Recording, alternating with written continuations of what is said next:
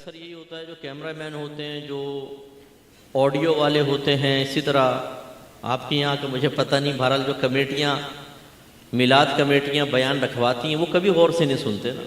वो कहते हैं आवाम के लिए हैं, वो सुने, वो शाबाशी समेटते रहते हैं सबसे भी, माशाल्लाह बड़ी अच्छी महफिल हुई, हुआ वो हुआ, ये साउंड वाले की तारीफ हो जाती है, बहुत अच्छा साउंड लगाया था तुमने, तो बस तो वो सुनते नहीं है गौर से, हालांकि हमें सुनना चाहिए। ये मिलाद मुस्तफ़ा सल्लल्लाहु अलैहि वसल्लम की महफिल व मजलिस है।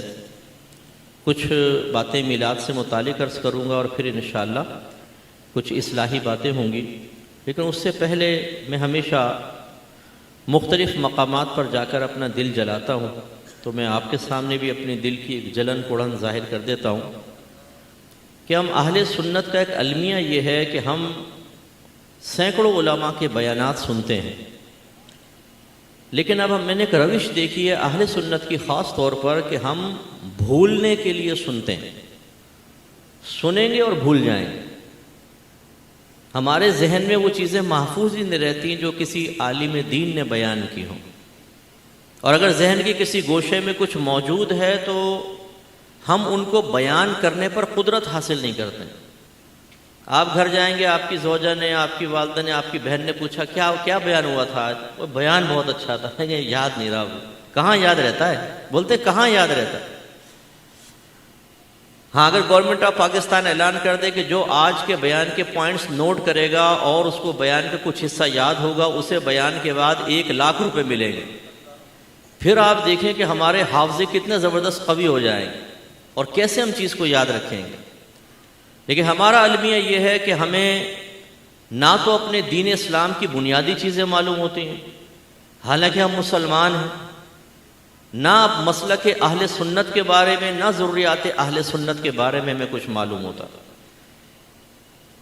अगर एक काफिर हमारे एक नौजवान से कहे कि ज़रा ये बताओ कि तुम्हारा अल्लाह कौन है, ज़रा इंट्रोडक्शन तो पेश करो, तारुफ पेश करो, तो हमारा नौजवान सोच में पड़ जाएगा कि मैं अल्लाह का तारुफ कैसे पेश करूं, अल्लाह की तारीफ किन अल्फाज में करूं। करेगा तो टूटी बुढ़ी अल्लाह ताला वो जो खालिक है मालिक है, बस क्या खालिक है मालिक है सिर्फ इतनी अल्लाह की तारीफ है? तारीफ का मतलब ये होता है कि ऐसा तारुफ पेश करना जो शख्सियत को, ज़ात को मुकम्मल तौर पर वाज़े कर दे। तो अल्लाह ताला की एक बाकायदा तारीफ है जो उलमा ने लिखी है, उस तारीफ को अगर आप बयान करें तो फिर किसी और चीज़ की ज़रूरत नहीं रहती, तमाम चीज़ों का इहाता हो जाता। ऐसे अगर कोई काफिर हमसे पूछे भाई इस्लाम क्या है, आप इस्लाम की तारीफ करें, हमारा मुसलमान अपने इस्लाम की सही तारीफ नहीं कर सकता। अगर ये गैर मुस्लिम हमारे बच्चे से कहे कि जी मैं मुसलमान होना चाहता हूँ, मुझे मुसलमान कर दें, हम में से कितने ऐसे बैठे हैं जिन्हें मुसलमान करने का तरीका मालूम है?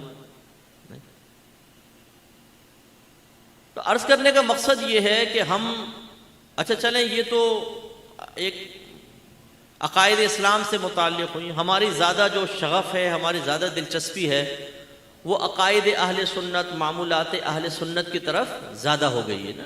सलातो सलाम या रसूलल्लाह कहना, 11वीं 12वीं और नियाज वगैरह, तीजा 40वां, लेकिन इनके बारे में भी हमारा मुशाहिदा ये है कि हमारी मालूमात तकरीबन सिफर होती, क्योंकि हम सीखना नहीं चाहते, हम समझना नहीं चाहते, हम इन चीज़ों के दलाइल अपने जहन में महफूज रखने की मशक्क़त नहीं उठाना चाहते। हमें यह एहसास जिम्मेदारी नहीं है कि एक वालिद की जिम्मेदारी होती है कि अगर वो अपनी औलाद को किसी चीज़ की तालीम दे रहा है तो उस तालीम की तफसील देना भी बाप की जिम्मेदारी है। अगर आपके घर वाले कहते हैं बेटा हम न्याज करते हैं, न्याज करनी चाहिए, तो आप अगर पूछें न्याज क्यों करते हैं, थोड़ा सा खाना सामने क्यों रखते हैं, सारा खाना क्यों नहीं रख लेते? वो बेटा बरकत के लिए, तो वे सारे को रखें ताकि सब में बरकत हो। नहीं बेटा वो पढ़ते हम थोड़े पर हैं, बरकत सब में हो जाती है, तो फिर थोड़े पे पढ़ने की ज़रूरत क्या है, वैसे ही पढ़ लें, बरकत तो वैसे सब में हो जाएगी। अगर ये बाबरकत है तो उसको मिलाते क्यों नहीं बाकी देग में?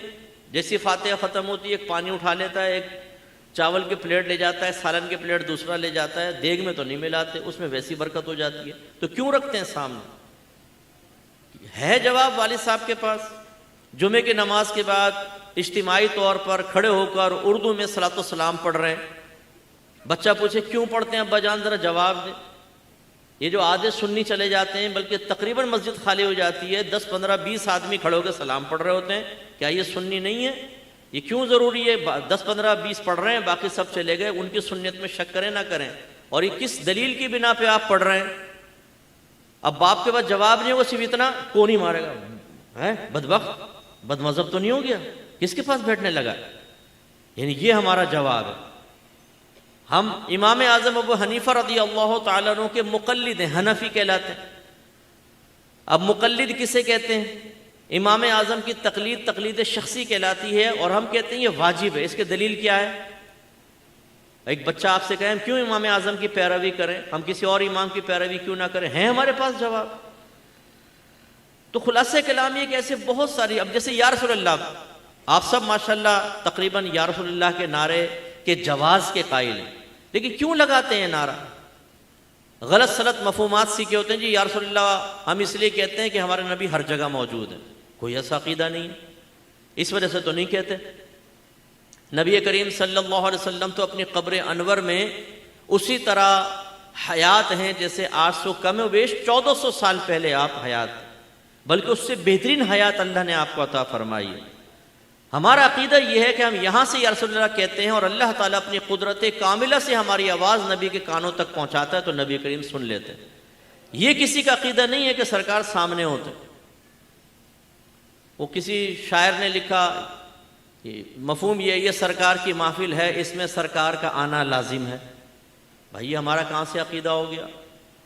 मेरे आका सल्लल्लाहु अलैहि वसल्लम अल्लाह ताला की अता से, हुक्म से, इज़्न से, करम से, फजल से पूरी कायनात में जहां चाहे तशरीफ ले जा सकते हैं। अल्लाह ने आपको कुदरत दी, हमारे पास दलाइल हैं, लेकिन ये किसी आलिम ने आपको नहीं कहा होगा कि जब आप महफिल सजाएंगे सरकार का आना लाजिम है। इसका मतलब ये तो ड्यूटी हो गई, 4 आदमी मिलकर महफिल करें, सरकार की ड्यूटी है वहां पर आना। ये तो किसी ने नहीं बयान किया। एक कारी साहब मेरे पास आए, कहने लगे कि मुफ्ती साहब अल्हम्दुलिल्लाह आज तो मैं एक मुनाजरा जीत गया हूं। मैंने कहा भाई मुबारक हो, आपको मौजू क्या था? कहने लगा मेरा दावा यह था कि जब हम महफिल करते हैं उसमें सरकार ज़रूर तशरीफ़ लाते हैं, और सामने वाला कह रहा था नहीं आते। मैंने ऐसे दलाइल दिए, उसे खामोश करवा दिया। मैंने कहा अगर आप नाराज़ ना हो तो मैं एक बात बोलूँ? कहेंगे कहें। मैंने कहा हमारा तो ये अकीदा नहीं है कि सरकार का आना लाजिम है। कहेंगे हैं नहीं है? मैंने कहा नहीं। फिर उसको समझाया तो बाद में कहता है कि देखा ना, उलमा की सोबत में रहे तो आज इस्लाह हो गई। मैंने कहा सुभान अल्लाह, मुनाजरा पहले जीत गया, इस्लाह बाद में हुई है। यह है हमारा हाल कि हमें अपने अकायदे अहले सुन्नत और मामूलात अहले सुन्नत की पूरी मारिफत हासिल नहीं होती, लेकिन हमसे बड़ा टनाटन सुन्नी कोई नहीं है। मसलक का दिफा उलमा तो क्या करेंगे, ये नौजवान करेगा ना, आता जाता कुछ भी नहीं है, बोलते मैं मसलक का दिफा करूंगा। भाई आपको कोई हकीर साबित करना मकसूद नहीं है, साबित ये करना मकसद है। सीखें। आपके घर में जितने अकायद हैं उनकी लिस्ट बनाएं, जितने नजरियात हैं उनकी लिस्ट बनाएं, जितने मामूलात हैं उनकी लिस्ट बनाएं। अकीदा क्या होता है? अकीदा होता है एक ऐसा पुख्ता ख्याल जिसके पीछे कोई शरई दलील मौजूद होती है। जैसे आप इस बात को मानते हैं अल्लाह एक है, मानते हैं ना? अब इसके पीछे एक शरई दलील है, कुरान पाक की आयत कहती हैं अल्लाह वाहिद है, तो ये अकीदा कहलाएगा पुख्ता। अच्छा, नजरिया क्या होता है? जिसके पीछे कोई शरई दलील नहीं होती, बस वो ख्याल पुख्ता तो हो जाता है, शरई दलील नहीं होती। काली बिल्ली रास्ता काट जाएगी तो मसला हो जाएगा। बाज ऐसे होते हैं जो किसी को देख कर कहते हैं तेरी शक्ल बड़ी मनूस है, जब तू सामने आता ना काम बिगड़ जाता है। मादल्ला ऐसा नहीं कहना चाहिए, लेकिन वो कहते हैं वो ये नजरिया है। क्या पीछे कोई शरई दलील है? नहीं। बहू घर में आती है, कारोबार में नुकसान हुआ, कहते हैं भाई बड़ा मनूस कदम लेकर आई है कमबख्त, जब से घर में आई है नुकसान हो रहा। अब उनसे पूछो कि आपने बहू को कहा ये मनूस है, मैं कहता हूं तुम सब मनूस हो, मेरा रद्द करके बताओ। नहीं कर सकते ना, क्योंकि इसके पीछे कोई दलील तो नहीं है कि बहू मनूस है। हो सकता है तुम्हारी नहुसत काम कर गई, तुमने बहू को कह दिया बहू मनूस है। अच्छा चलो, अगर बहू मनूस है तुम्हारी बरकतें कहाँ चली गई? अपनी बरकतों से नहुसत को खत्म करो। यानी वो इतनी नहुसत है कि सारों की बरकत खत्म हो गई, वो मनूस औरत गालिब आ गई। ये गलत चीज। ये क्या है? नजरियात। और एक होता है सिर्फ ख्याल, जहन में आया चला गया, उसको ख्याल कहते हैं। और एक है मामूलात, आपके घर में अमल होता है, 11वीं होती है, 12वीं होती है, तीजा है, 40वां है, इसी तरीके से आप बरसी मनाते हैं, ये हैं मामूलात हमारे घर में। आप इन सब के जो जो आपके घर में है इसकी दलील अपने सबसे पहले वालिदैन से तलब करें। नाराज मत होइएगा, मैं खुदा न खास्ता किसी की हकारत बयान नहीं कर रहा हूं, मैं साबित करना चाहता हूं, आपको ये शऊर देना चाहता हूं कि हमने असल में दीन सीखा नहीं है, दीन हम पर मुसल्लत किया गया है। घर वालों ने हमें समझाया बेटा हमें अपने हमारे बड़े ये करते रहे हैं या तो तुम भी ऐसा करो, ये कोई शरई दलील नहीं होती। अंबिया अलैहिमुस्सलाम ने तबलीग दीन जब करना शुरू फरमा, जो भी नबी उम्मत में करता था, उनकी उम्मती यही कहते थे कि हम तो उस पर रहेंगे जिस पर हमने अपने आबाओ अजदाद को पाया। कुरान उठा के पढ़ें, अल्लाह ताला ने फरमाया कि ये कहते हैं हम अपने आबाओ अजदाद के तरीके पर चलेंगे चाहे इनके आबाओ अजदाद गुमराही क्यों ना हो। यानी ये कोई दलील नहीं होती कि हमारे बड़ों ने किया। अच्छा, जो आपके बड़ों ने किया वो गलत हो, ये भी मैं नहीं कह रहा हूं, हो सकता है वो सही हो, लेकिन आप दलील तो तलब करें ना, आपके पास एक शरई दलील होनी चाहिए।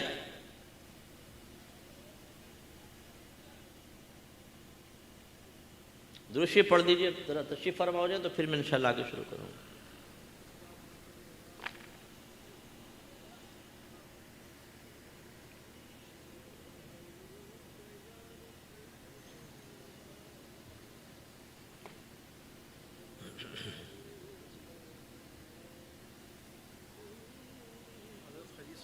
अल्लाह अल्लाह अल्लाह अल्लाह तशरीफ।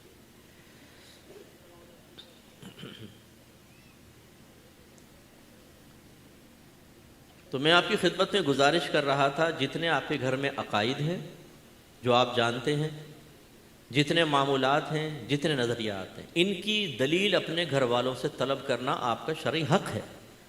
अपने वालिदैन से पूछें। मैं गारंटी देता हूँ आपके अक्सर वालिदैन कहेंगे बेटा हमें तो नहीं पता, हमने जैसे अपने बड़ों को देखा वैसे इख्तियार कर लिया। ये कोई शरई दलील नहीं है। अच्छा, मैं ये इसलिए नहीं कह रहा हूँ कि आप अपने वालिदैन को माज़अल्लाह फिर बुरा भला कहें जी आपने क्या ये हमें समझाया। नो, सिर्फ एक एहसास बेदार करना मकसूद है कि अगर आपको बड़ों की तरफ से दलील नहीं मिली तो आप दलील सीखें और अपनी आने वाली नस्लों को दलाइल के साथ अकायद के करीब लेकर आएँ। मामूलात अहले सुन्नत दलील के साथ आपको मालूम होना चाहिए। अगर ऐसा नहीं होगा, हर शख्स अपनी दलील बनाएगा, अपना ख्याल बनाएगा, अपना अकीदा वज़ा करेगा और पब्लिक में आम करेगा और उससे ही खराबियाँ जन्म लेती हैं। जैसे अभी मैंने आपको एक शायर का शेर सुनाया, बड़ा मारूफ नात पढ़ते रहें, ये सरकार की महफिल है, इसमें सरकार का आना लाजिम है। कोई आना लाजिम नहीं। हाँ, सरकार चाहें तो अल्लाह की अता से आ सकते हैं और इसमें ज़मीन आसमान का फ़र्क है। आना लाजिम है और आ सकते हैं, ज़मीन आसमान का फ़र्क है। इसलिए अक़ीदे को सही तरीक़े से सीखें। अपने मामूलात अहले सुन्नत के दलाइल आपके पास होने चाहिए।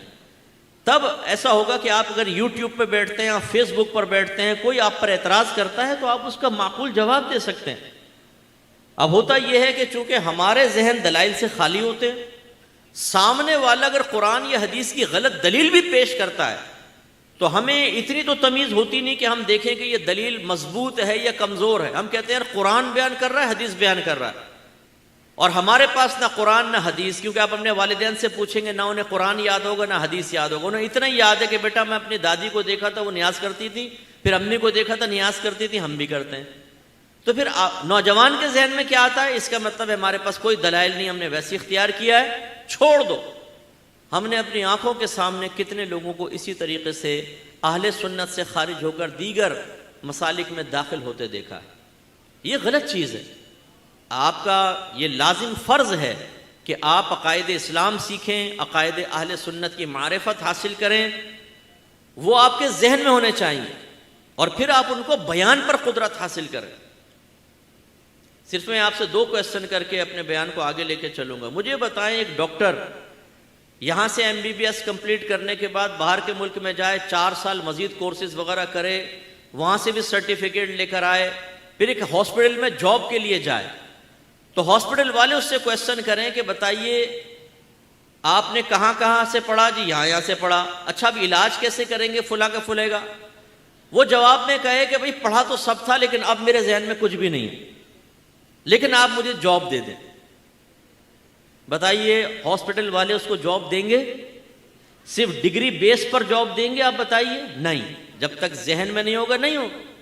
और अगर वही डॉक्टर आपसे कहे भाई अपने वालिद का ऑपरेशन कराना है, टेबल पे लिटा दो, मैं करता हूं ऑपरेशन, वैसे मेरे जहन में कुछ रहा नहीं है लेकिन मैं आपके वालिद का ऑपरेशन कर दूंगा, आप लिटाएंगे अपने वालिद को?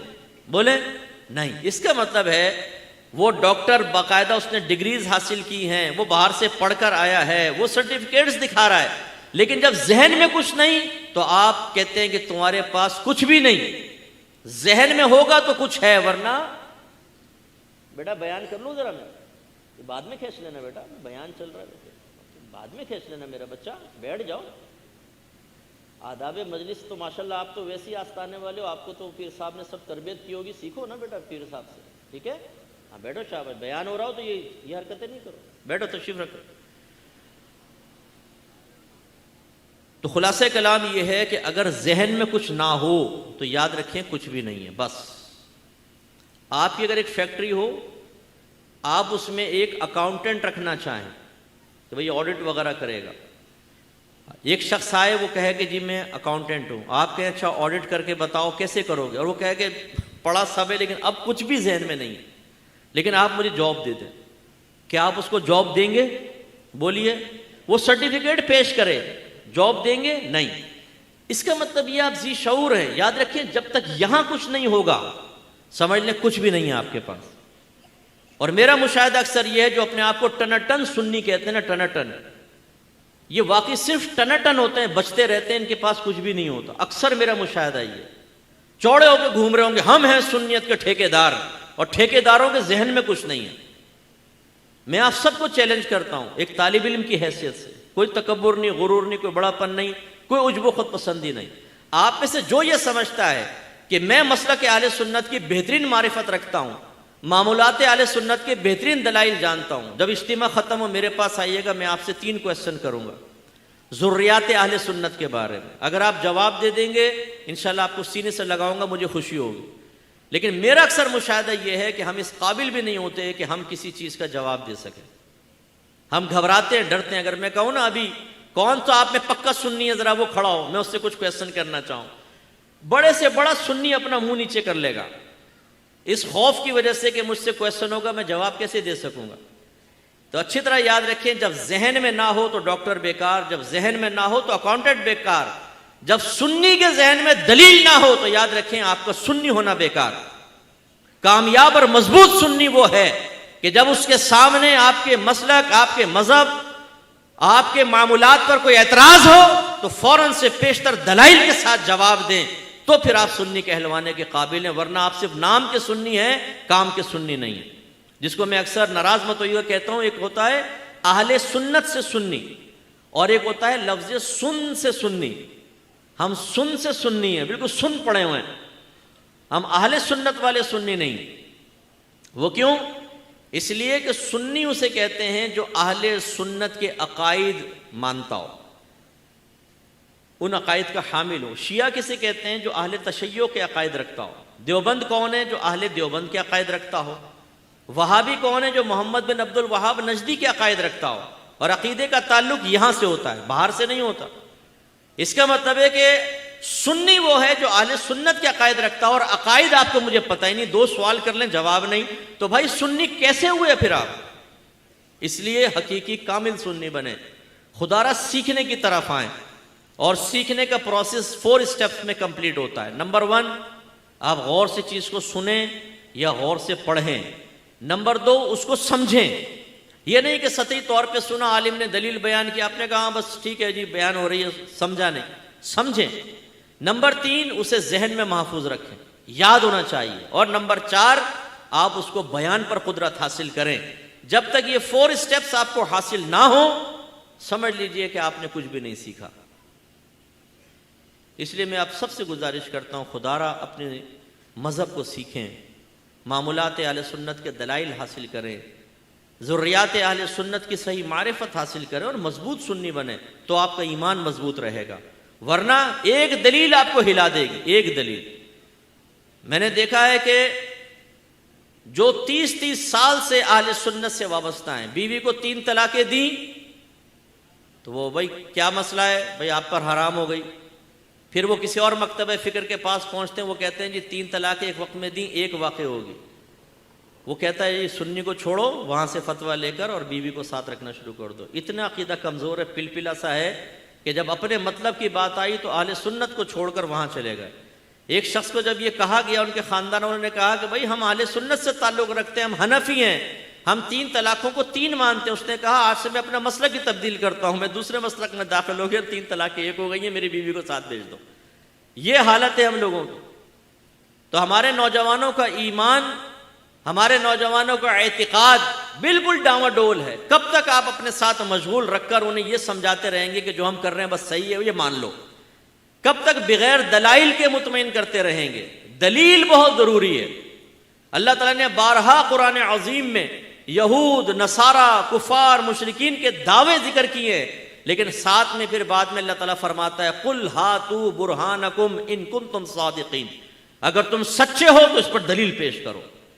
दावा बगैर दलील के काबिल कबूल नहीं है, ये याद रखें। तो दलील आपको हासिल करनी पड़ेगी, और अकायद की दलाइल क्या क्या होते हैं? या तो कुरान की आप दलील पेश करें, या हदीस से दलील पेश करें, या फिर आप ये साबित करें कि ये अमल मुसलमानों की मेजॉरिटी का है, जिसको सवाद आज़म कहते हैं।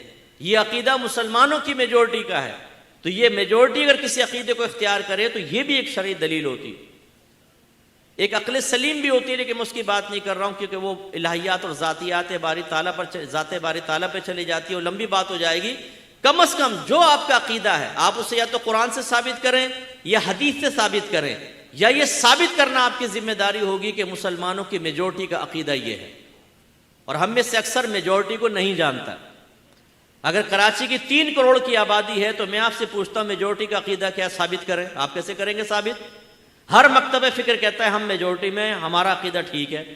तो ये दलील पेश करना बहुत मुश्किल है जी मुसलमानों की मेजॉरिटी का ये अकीदा है एक आम आदमी के लिए। इसलिए कुरान या हदीस, ये 2 चीज़ें आपके सामने होनी चाहिए। तो खुलासा कलाम ये है कि अभी जैसे मिलाद मुस्तफ़ा सल्लल्लाहु अलैहि वसल्लम की मजलिस और महफिल है, हर साल मिलाद मनाया जाता है। हर साल सरकार से मोहब्बत करने वाले इजहार खुशी करते हैं, मुबारकबाद देते हैं, और जिस तरह अल्लाह ताला ने उनको मौका दिया, इस्तिताअत दी, वो चाहते हैं कि लोगों को खुशी में शरीक करें।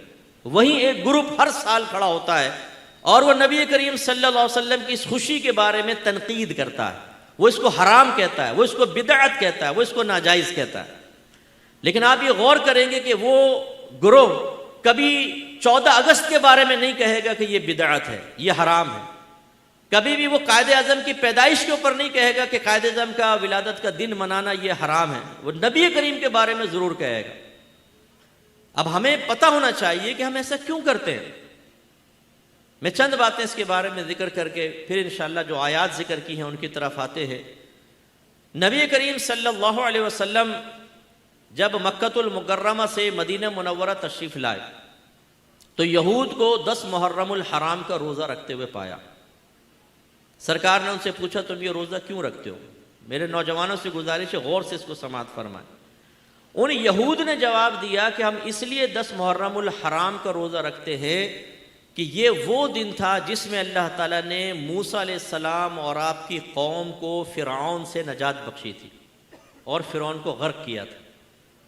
तो इजहार तशक्कुर के तौर पे हज़रत मूसा अलैहिस्सलाम ने रोज़ा रखा था। तो हम मूसा अलैहिस्सलाम की मुआफ़क़त में यानी उस याद में रोज़ा रखते हैं। रहमत कौनैन सल्लल्लाहु अलैहि वसल्लम ने जब ये समाअत फरमाया तो आपने सहाबा से कहा कि मूसा अलैहिस्सलाम की मुआफ़क़त इख्तियार करने के सिलसिले में हम यहूद के मुकाबले में मूसा से ज़्यादा करीब हैं।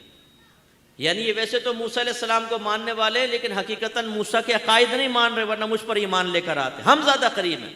फरमाया 10 मुहर्रमुल हराम का तुम भी रोज़ा रखो। सहाबा ने अर्ज़ किया रसूलल्लाह अगर हम रोज़ा रखेंगे तो यहूद से मुशाबहत हो जाएगी, वो भी 10 को रोज़ा रखते हैं, हम भी रखते हैं। सरकार ने फरमाया फिर एक दिन पहले या एक दिन बाद का रोज़ा मिला लो। मना नहीं फरमाया, फरमाया रोज़ा रखो पहला या बाद। इससे एक नतीजा निकलता है। नतीजा ये निकलता है कि मूसा अलैहिस्सलाम ने फ़िरऔन से नजात पाई। ये एक बड़ा अहम वाक़या था, अल्लाह का इनाम था, जिस इनाम का शुक्रिया मूसा अलैहिस्सलाम ने रोज़ा रख कर मनाया। यहूद हर साल इस याद को मनाते थे। वाकया हजारों साल पहले हुआ है, लेकिन यहूद हर साल रोजा रख रहे हैं। क्यों? इस दिन इनाम अल्लाह का नाजिल हुआ और एक नबी ने इबादत इख्तियार की, तो हम उसकी याद ताजा करेंगे। मैं आपसे पूछता हूं, ये बताइए कि मूसा अलैहिस्सलाम का फिरऔन से नजात पाना यह बड़ा इनाम था, या मेरे आका का आपको मुझे मिल जाना यह बड़ा इनाम है? तो जब मूसा अलैहिस्सलाम की याद मनाते हुए हर साल रोजा रखना जायज, तो फिर नबी करीम की मिलाद मनाना कैसे मना होगा? इस इनाम की खुशी में इजहार तशक्कुर करना क्यों मना होगा? आपके नबी ने तरीका सिखाया। और जब नबी करीम सल्लल्लाहु अलैहि वसल्लम से क्वेश्चन हुआ, या रसूलल्लाह आप हर पीर का रोजा क्यों रखते हैं? गौर से सुनिएगा, सरकार ने फरमाया इसलिए कि ये वो दिन है जिसमें मुझ पर पहली वहई नाजिल हुई और मैं इसी दिन पैदा किया गया। आपके नबी हर पीर को रोजा रखकर अपनी विलादत का एक शुक्र अदा कर रहे हैं, यानी कि विलादत की याद ताजा कर रहे हैं। अगर मुसलमान हर पीर को नहीं साल में एक दफा करे तो कैसे नाजायज होगा, जबकि आपके नबी तो हर पीर अपनी विलादत पर इजहार तशक्कुर फरमा रहे हैं। इसलिए इसमें शरन कोई हरज नहीं। एक और दलील अर्ज करता हूं, फिर इंशाल्लाह आगे चलेंगे। अल्लाह ताला ने कुरान में सूरह क़द्र में वादे फरमाया, इन्ना अंज़लनाहु फी लैलतिल क़द्र, बेशक हमने इस कुरान को लैलतुल क़द्र में नाजिल फरमाया। वमा अदराका मा लैलतुल क़द्र, ऐ सुनने वाले तूने क्या जाना कि लैलतुल क़द्र क्या है? लैलतुल क़द्र खैरुम मिन अल्फि शहर, लैलतुल क़द्र 1000 महीनों से बेहतर है। अब उलमा फरमाते हैं ये ऐसा नहीं हुआ था कि अल्लाह ताला ने दुनिया में कुरान को नाजिल किया, बल्कि लौहे महफूज से आसमाने दुनिया पर कुरान शब क़द्र में नाजिल किया गया। फिर सीनाए मुस्तफ़ा पर तो 23 साल की मुद्दत में उसका नुज़ूल तमाम हुआ है, 23 साल की मुद्दत में।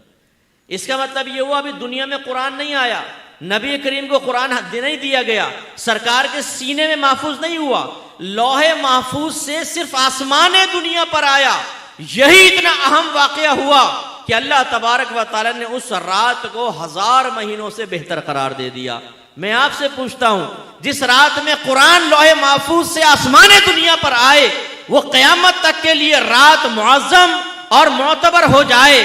जिस रात में साहिब कुरान तशरीफ लाए, उस रात का आलम क्या होगा? और उसमें खुशी मनाना कैसे गलत हो सकता है? फिर देखें, शब क़द्र में कुरान नाजिल हुआ। सरकार, साहबा कहते हैं सरकार ने एक रमज़ान में पहले 10 दिन एतिकाफ किया, फिर अगले 10 दिन एतिकाफ किया, फिर जब 20 दिन गुजर गए तो सरकार ने अपने जो आपने आर्जी कमरा बनाया हुआ था, हुजरा बनाया हुआ था मस्जिद में, उससे अपना चेहरा अनवर बाहर निकाला और साहबा किराम से फरमाया कि मैंने शब क़द्र को पहले अशरे में तलाश किया, ना मिली, फिर दूसरे अशरे में तलाश किया, नहीं मिली। अब मुझे अल्लाह की तरफ से बताया गया है कि उस शब क़द्र को आखिरी अशरे की ताक रातों में तलाश करो, तो तुम में से जो मेरे साथ एतिकाफ करना चाहे वो एतिकाफ कर ले। इसका मतलब यह हुआ एक अजीम वाकया शब क़द्र में नाजिल हुआ, वाक़ हुआ, वो पता नहीं कितने हजारों साल पहले। अल्लाह ताला ने उस रात में बरकत रखी और नबी करीम ने उस रात को तलाश करने का हुक्म दिया। शब क़द्र को तलाश करो, ताकि हर साल, वाक़या तो हजारों साल पहले हुआ, लेकिन उस वाक़े की बरकत हर साल नाजिल होगी, उस बरकत को तलाश करो।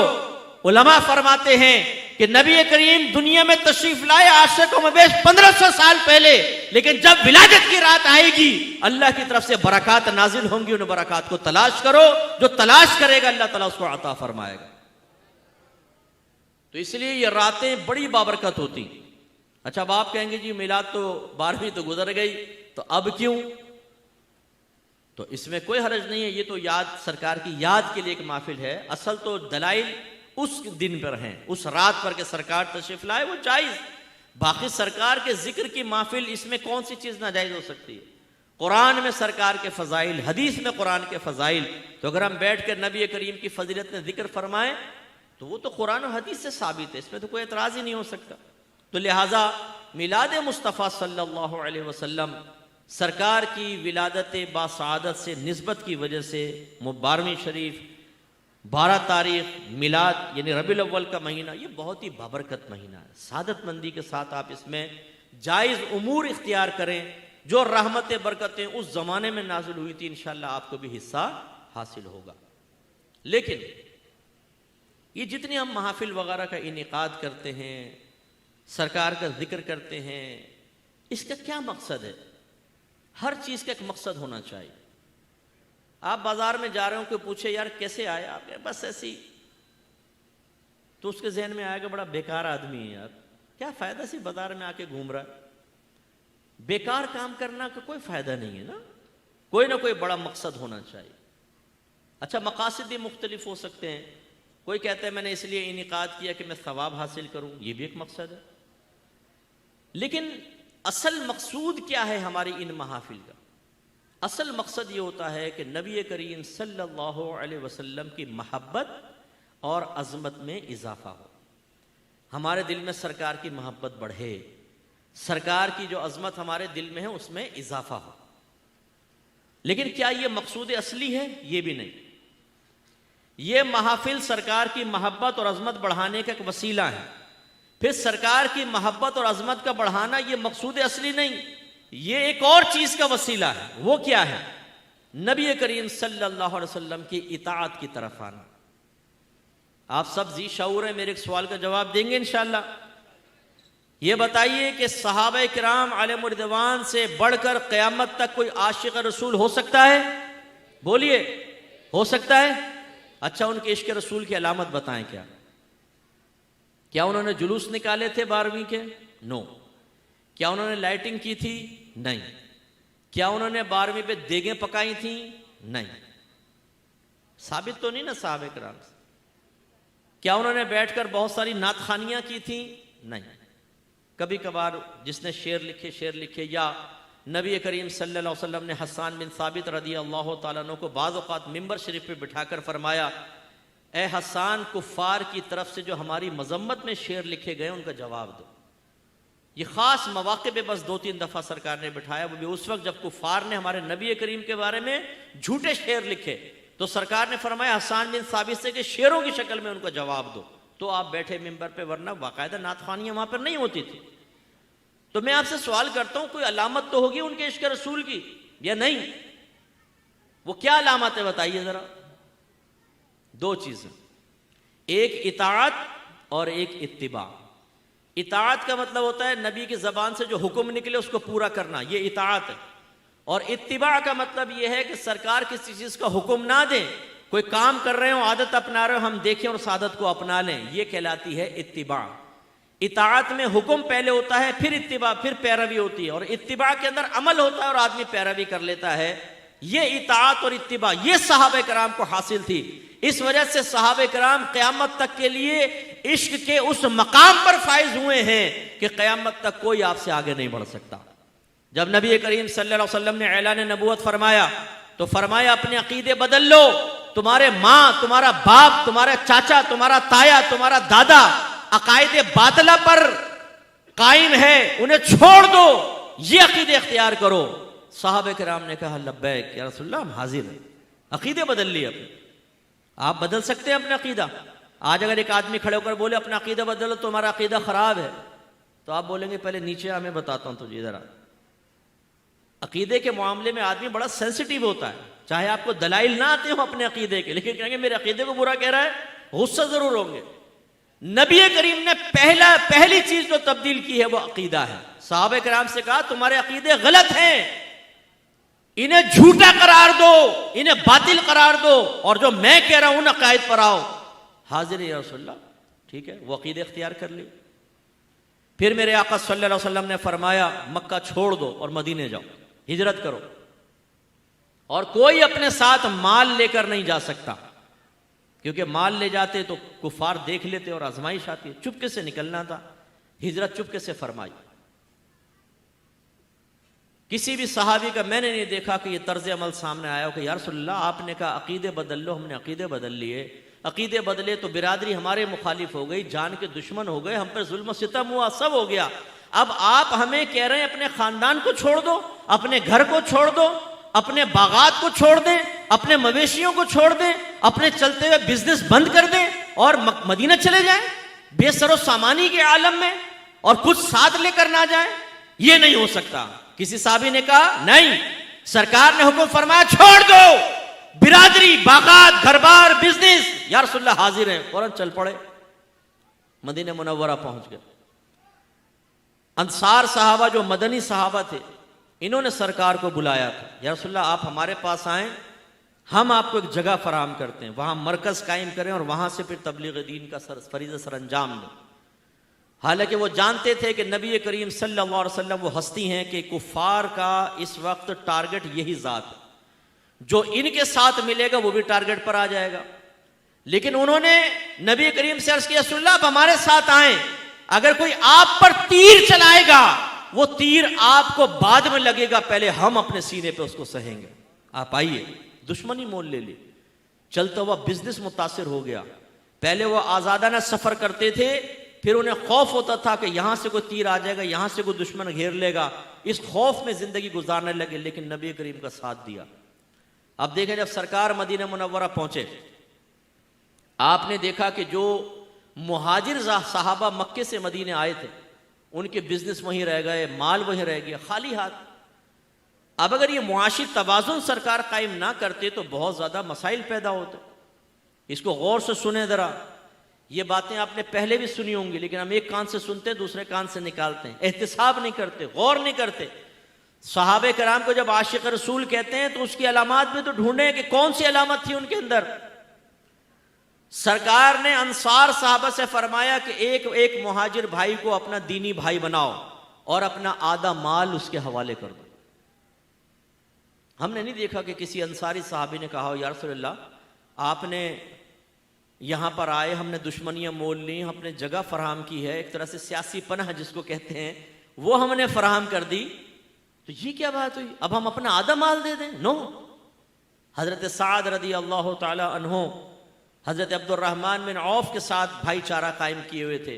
उन्होंने अपनी दोनों बीवियां सामने खड़ी की, फरमाया जो पसंद आए इशारा करें, मैं उसको तलाक देकर आपसे उसकी शादी कराता हूं, और ये सारा माल पड़ा हुआ है, आधा आपका आधा मेरा।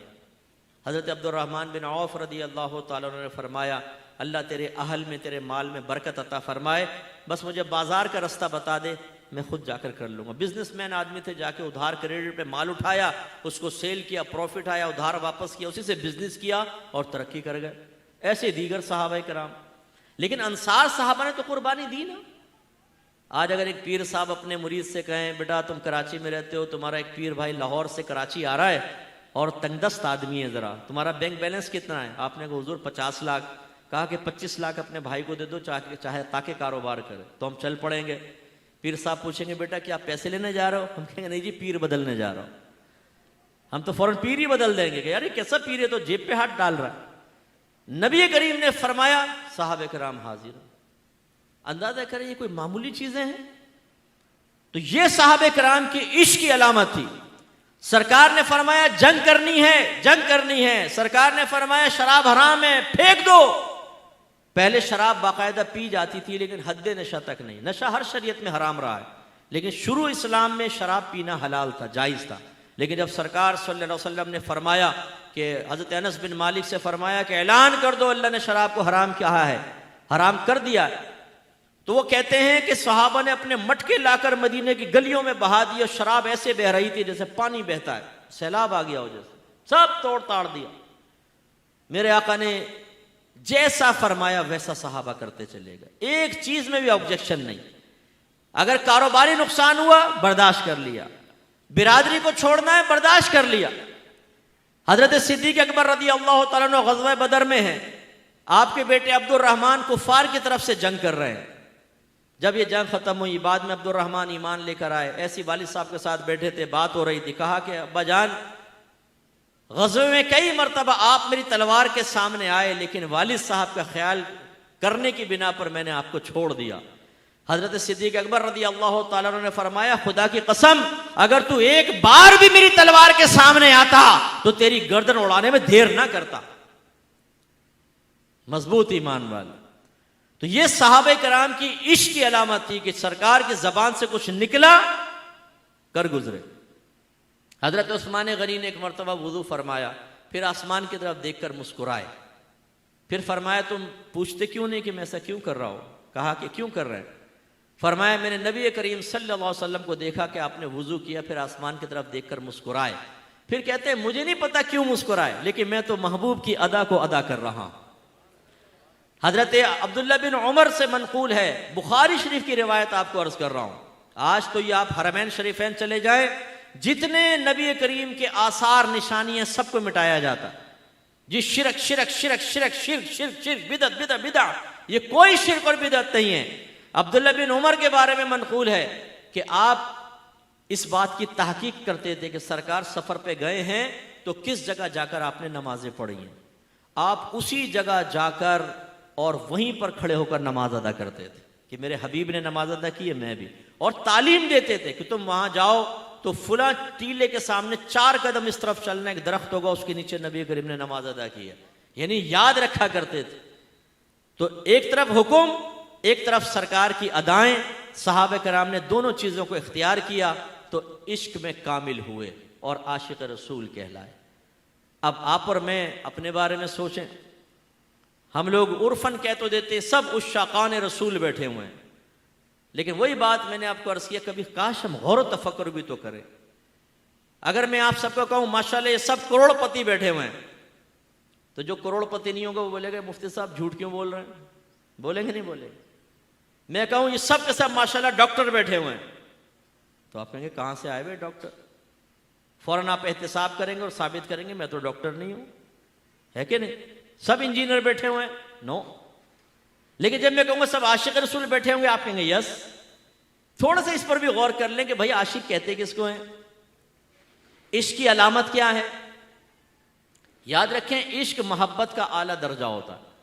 मोहब्बत का मतलब होता है किसी की तरफ दिल का पसंदीदगी के साथ माइल हो जाना, इसे मोहब्बत कहते हैं। और जब इसमें शिद्दत पैदा हो जाए तो इसको इश्क कहा जाता है। शिद्दत इतनी कि आप आउट ऑफ कंट्रोल हो जाएं। इसीलिए याद रखें कि अल्लाह ताला के लिए लफ्ज़ आशिक का इस्तेमाल मना है, क्योंकि आशिक इश्क से बना है और इश्क में इंसान अपनी तबीयत और कैफियत पे कंट्रोल नहीं कर पाता। और अल्लाह तबारक व तआला की ज़ात इससे पाको साफ है, लिहाजा अल्लाह को आशिक नहीं कह सकते हैं। हाँ, चूंकि हदीस में मुहिब का लफ्ज़ आया, मोहब्बत फरमाने वाला, ये कह सकते हैं अल्लाह मुहिब है, मोहब्बत फरमाने वाला। आशिक का लफ्ज़ इस्तेमाल नहीं कर सकते। तो अब इश्क हो या मोहब्बत, ये दिल की कैफियत हुई, क्योंकि दिल में मोहब्बत होती है, बढ़ जाए तो इश्क बन जाता है। तो अब आपको मुझे तो नहीं पता कि आपके मेरे दिल में मोहब्बत है कि नहीं। आप बताएं मेरे दिल में आप में से किस किस की मोहब्बत है, बता सकते हैं? बोलिए। नहीं बता सकते। चले मैं कहता हूं मैं आपसे मोहब्बत करता हूं। अब मैं आपसे पूछता हूं बताओ कितनी मोहब्बत करता हूं, बता सकते हैं? मिकदार नहीं बता सकते। इसका मतलब ये हुआ मोहब्बत एक कल्बी कैफियत का नाम है, ये ना नजर आती है, ना इसकी मिकदार आप तलाश कर सकते हैं, ना बता सकते हैं। तो फिर कैसे पता चलेगा कि एक को दूसरे से मोहब्बत है? उलमा ने फरमाया ये ज़ाहिरी अलामात से पता चलता है। अगर ज़ाहिरी अलामात इश्क और मोहब्बत की आपकी ज़ात में है तो आप मोहब्बत और इश्क रखने वाले होंगे, अगर नहीं है तो नहीं है। अब मैं एक आपको सतही सी मिसाल से पहले समझा दूं, फिर हम अपनी तरफ आते हैं। एक लड़का ये कहता है मुझे एक लड़की से मोहब्बत है, दावा है कि नहीं?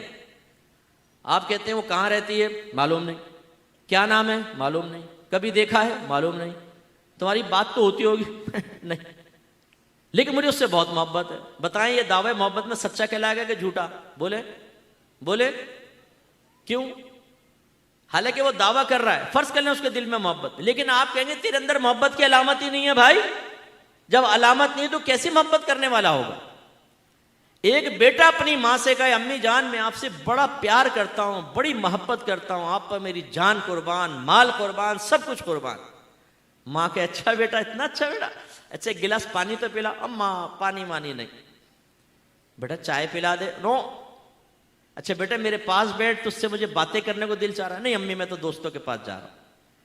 बेटा मेरी दवाई खत्म हो गई, दवाई लिया। अम्मा आप खुद ही ले आना, मैं नहीं लेकर आ रहा। बेटा जल्दी घर आना, हालात खराब है। नहीं अम्मा मैं तो रात को 3 बजे वापस आऊंगा, दोस्तों के साथ बैठा हूं। बेटा अच्छा उससे ना मिलना, वो बुरा आदमी।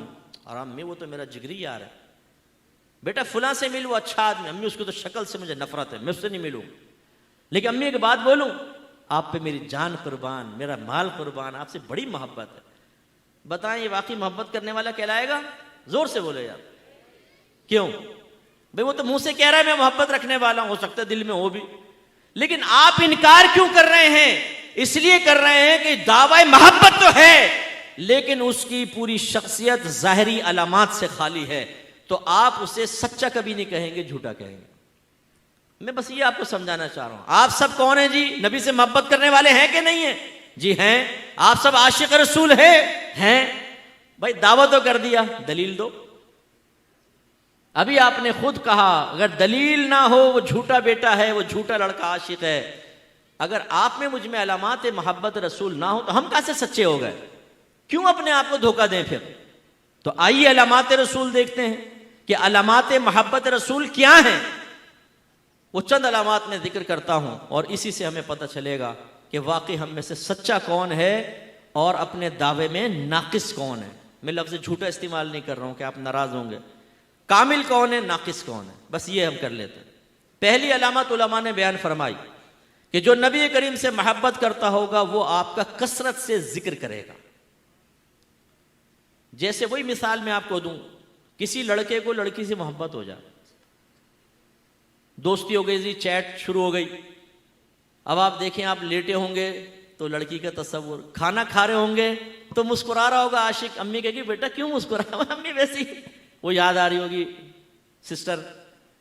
इसी तरीके से वॉशरूम में बैठा है तो वो याद आएगी, नहाएगा तो याद, सीटियां बजा रहा होगा नहाते हुए भी।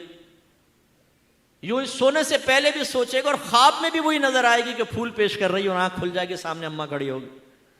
होगा कि नहीं होगा? यानी जब इश्क हो जाता है हर वक्त। और फिर आप अगर क्लोज फ्रेंड्स होते हैं उससे जिक्र करेंगे, वो पूछेगा भाई कहाँ तक पहुंचा? तेरा भाई कामयाब सही चल रहा है, बस इंशाल्लाह करीब वो सिस्टर से भाभी होने वाली है। वो जो लड़कों की हरकतें होती हैं, यानी ये जब मोहब्बत हकीकी होती है तो इंसान उम्मन अपने महबूब के तस्वुर को जहन में रखता है, बार बार कोशिश करता है उसका जिक्र आए, बार बार उसके जिक्र से लज्जत हासिल करता है। मैं आप सबसे क्वेश्चन करता हूं, दायरा अदब में रहकर, मजलिस महफिल में बैठे हो तो सरकार का जिक्र चल रहा है, वो भी नात खान कर रहा होता है या मुकर्रिर कर रहा है, या कभी कभी नात खान कहते हैं भाई आप भी साथ नाते पढ़े तो हो गया। लेकिन 24 घंटे में कितनी मरतबा हमें नबी याद आते हैं? जब हम काउंटर पे बैठे होते हैं, दुकान पे बैठे होते हैं, बेतकल्लुफ दोस्तों के दरमियान बैठे होते हैं, कितनी नबी की बातें करते हैं। आप जब अपनी बीवियों से बातें कर रहे होते हैं कितना नबी का तस्करा करते हैं। आप जब अपने बच्चों से बातें करते हैं कितना नबी का तस्करा करते हैं। कितने मरतबा ऐसा हुआ कि रात को सोने से पहले नबी का तस्वुर करते करते सोए। कितने मरतबा सरकार ख्वाब में तशरीफ लाए हैं। कितनी मरतबा हमारे सरकार हमारी जबान पर आम हालात में, बस में सफर करते हुए, वैगन में सफर करते हुए, शादी ब्याह की टेबल पे बैठे हुए सरकार का जिक्र हमारी जबान से निकला हो। 9 दुनिया की बातें, कारोबार, क्रिकेट, लड़की, फुला, नौकरी, जॉब, हेयर स्टाइल, फुटबॉल, ये बातें चलती रहती हैं। कैसा इश्क है भाई? ये इश्क तो बड़ा अजीब है कि पूरे हफ्ते सरकार का ख्याल ही ना आए, मजलिस महफिल में पहुंचे तो सरकार का ख्याल आए, लेकिन हमसे बड़ा कोई आशिक ही नहीं है। ये कैसा इश्क है भाईजान? इसलिए अपना एहतिसाब करें। दूसरा, जिसको जिससे मोहब्बत होती है वो उसकी अच्छी मारिफत रखता है, पहचान रखता है। जैसे आपका एक दोस्त हो, आप कहें ये मेरा जिगरी यार है, बड़ा पुराना यार है, क्या नाम है? फुला। कहां रहता है? फुला। क्या काम करता है? ये। एक एक चीज आपको मालूम होगी, है ना, करीबी दोस्त है। लेकिन अगर सूरत हाल ये हो कि आपसे कोई पूछे कि भाई आप लोग कितने बहन भाई हैं? यार याद नहीं है, तो सही लेकिन याद नहीं। अच्छा बहन भाइयों के नाम ही बता दे, यार वो भी याद नहीं। आप लोग शादी हो गई है? हाँ शादी तो हो गई है। जोजा का क्या नाम? याद नहीं। बच्चे हैं? हाँ कुछ हुए तो थे। कितने? याद नहीं। उनके नाम? याद नहीं। मैंने ड्राइवर से पूछा तेरे कितने बच्चे हैं? कह 3। मैंने कहा नाम बता। 2 के बताए, तीसरे के बारे में कहते हैं भूल गए। आप भूल गए। इसी तरह कोई बोलेगा आपकी बहन के बच्चे हैं आपके? हाँ कितने हैं? यार ये तो याद नहीं है। कुछ हैं लड़के लड़के, नाम बताओ। याद नहीं। मुझे बताइए अब इस शख्स के बारे में क्या कहेंगे, जरा जोर से बोलिएगा। क्या कहेंगे आप ऐसे आदमी? बोले। या तो आप कहेंगे ये हाफजा ही नहीं है इसका ना, या कहेंगे पागल है, गाफिल है, बुद्धू है, या आप कहेंगे कि यार ये इस खानदान का भी है क्या नहीं है, जिसको अपने अब्बा अम्मा का नाम याद, बीवी का नाम याद। बोलेंगे नहीं बोले? अब मैं आपसे पूछता हूं, आपके दिल में सबसे ज्यादा करीब कौन है, नबी करीम है या दूसरे लोग हैं? बोले नबी है ना। दावा कितना प्यारा हम लोग करते हैं। अब अगर नबी की मार्फत के बारे में क्रिश्चियन आपसे आके पूछ ले, ये बताओ नबी करीम के वालिदैन का नाम क्या था, उनकी उम्र क्या थी, आपके दादा का नाम, आपके चचा का नाम, आपके अजवाज के नाम बता दें जरा। नबी करीम के कितने बेटे थे, उनकी क्या क्या उम्र थी, किस उम्र में इंतकाल हुआ, उनके नाम बताएं। सरकार की कितनी बेटियां थी, उनके नाम बताएं। सरकार के खादिमों के नाम क्या थे, सरकार के जानवरों के नाम क्या थे। सरकार ने हिजरत फरमाई, पहले साल क्या किया, दूसरे साल क्या किया, तीसरा, चौथा, पांचवा, छठा, सातवां, है हमें कोई मार्फत? आप सब अपना एहतसाब कीजिएगा। आपके घर में सीरत रसूल पर मुश्तमिल कोई किताब है आपके घर में? कभी आपने पूरी जिंदगी एक किताब भी सीरत रसूल पे पढ़ी है? मैं तो कभी कभी बरमला ये कहता हूं कि अल्लाह, कुरान और रसूल, इनसे हम मोहब्बत का दावा करते हैं और कहते हैं अल्लाह ताला हमारा रब है जी। कुरान हर घर के अंदर है और नबी करीम से बड़ी मोहब्बत है, लेकिन जितना हम इन तीन चीजों से अजनबी हैं किसी से नहीं है। अल्लाह की मार्फत के बारे में चंद क्वेश्चन करके देख ले। अभी मैंने कहा कि अल्लाह की तारीफ बयान कोई कर सकता है? जरूरी अकायद जरा बयान करें, कोई पता नहीं है। कुरान पाक हमने पढ़ा है कभी तर्जमा तफसीर के साथ? बताइए। अरबी पढ़ी है खाली, कुछ पता नहीं है। इमाम साहब दुआ मांग रहे होते हैं अरबी में, हम कहते हैं आमीन आमीन। बच्चा पूछे अब्बा जान ये इमाम साहब क्या कह रहे हैं? खामोश, आमीन आमीन। अच्छा अब्बा जान ये आमीन का ही मतलब बता दें, बचपन से आमीन आमीन कहते जा रहे हैं।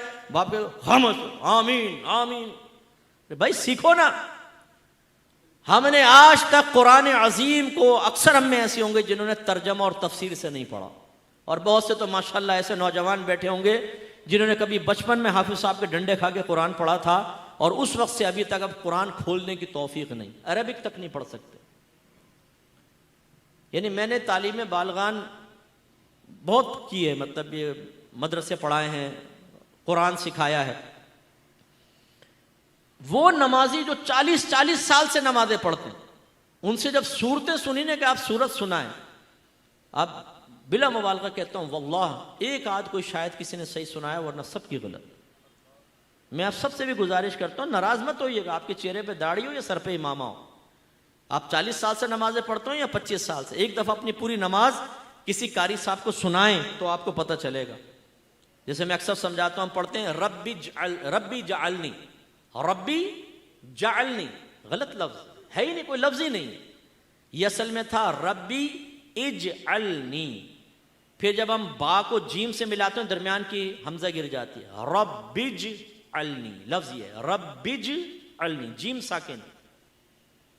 लेकिन हम पढ़ते हैं रब्बी जालनी, जो कोई लफ्ज ही नहीं बनता। जालनी ना माजी रहा ना अमर रहा, बिल्कुल बेमाना लफ्ज बन गया। ऐसे नमाज में हजारों खता। तो हम अल्लाह से भी अजनबी, कुरान से भी अजनबी, और नबी करीम से कितने अजनबी हैं वो मैं आपको बयान कर रहा हूं। मालूमात ही नहीं है नबी करीम के बारे में, हमने कुछ सीरत की किताब नहीं पढ़ी है, और दावा ऐसा है भयो मुझसे बड़ा तो नबी का कोई आशिक नहीं है। अरे भाई तो भी मारिफत हासिल करो ना, जिससे मोहब्बत होती है, प्यार होता है, उसको तो कुरेद कुरेद के आदमी मालूम करता है।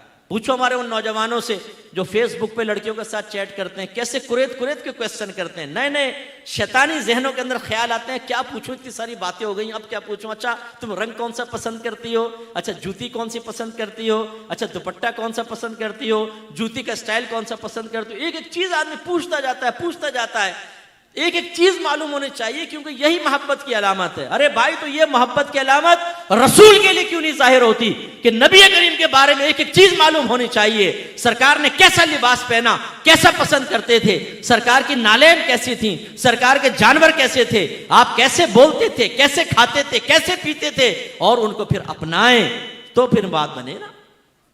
तो मारिफत रसूल हमें हासिल नहीं है, सरकार के बारे में मालूमात हासिल नहीं है।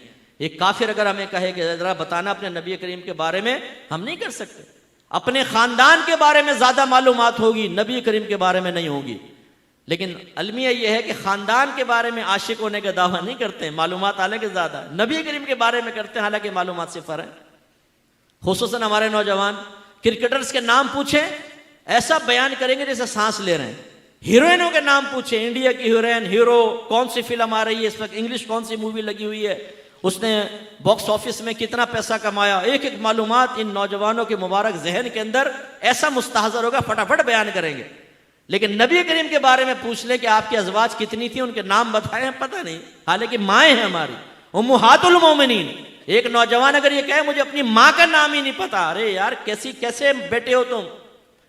तो यह हमें सोचना चाहिए, इसलिए मारिफत की तरफ आए। तीसरी अलामत बयान की कि जो नबी करीम से मोहब्बत करता होगा वो कसरत से दुरूद पाक पढ़ेगा। हम में से कौन कसरत से दुरूद पाक पढ़ता है, अपने बारे में सोचें। उलमा ने फरमाया कसरत से दुरूद पाक पढ़ने वाला वो कहलाएगा जो कम से कम एक दिन में 313 मरतबा दुरूद पाक पढ़ता हो, तो ये कसरत से दुरूद पाक पढ़ने वाला कहलाएगा। 313 मरतबा। सल्लल्लाहु अलैहि वसल्लम भी एक मुकम्मल दुरूद पाक है, लेकिन हम में से कितने हैं जो पढ़ते हैं? कभी अजान में नाम अक़दस सुना तो सल्लल्लाहु अलैहि वसल्लम कह दिया, तकरीर में सुना तो कह दिया, वो भी बाज नहीं कहते। हालांकि याद रखें, जब भी कभी आप पहली मरतबा सरकार का नाम सुनेंगे मजलिस में, महफिल में या बैठे हुए अजान हो गई, तो दुरूद पाक पढ़ना वाजिब है। नहीं पढ़ेंगे गुनाहगार होंगे। और फिर एक बार के बाद बार बार जिक्र आता रहे तो फिर दुरूद पाक पढ़ना अफजल है, पढ़ेंगे सवाब मिलेगा, नहीं पढ़ेंगे तो कोई गुनाह नहीं। लेकिन मैं जो बात कह रहा हूं वो बतौर वजीफा कम से कम 313 मरतबा हम में से कौन कौन पढ़ता है भाई? ये अलामत मोहब्बत रसूल लिखी है। जिस नौजवान की जबान पर सारा दिन माँ बहन की गालियां चलती रहती हैं, उसकी जबान दुरूद पाक से खाली नजर आएगी। जिसके होंठ गंदी बातों के लिए हिलते नजर आएंगे, वो दुरूद पाक पढ़ने से महरूम होंगे। लेकिन दावा ऐसा है, गले फाड़ फाड़ के नारे लगाएंगे कि हम हैं आशिक रसूल। भाई अलामत तो है नहीं। चौथी अलामत जो बयान की कि जो नबी करीम से मोहब्बत करता होगा आपकी जियारत का मुतमन्नी होगा। आप सब नबी करीम की जियारत चाहते हैं? बोले चाहते हैं। यह भी एक रस्मी चीज है। हम जब पूछा तो कहां चाहते हैं, लेकिन जिसको चाहते हैं उसकी अलामत कुछ और होती है।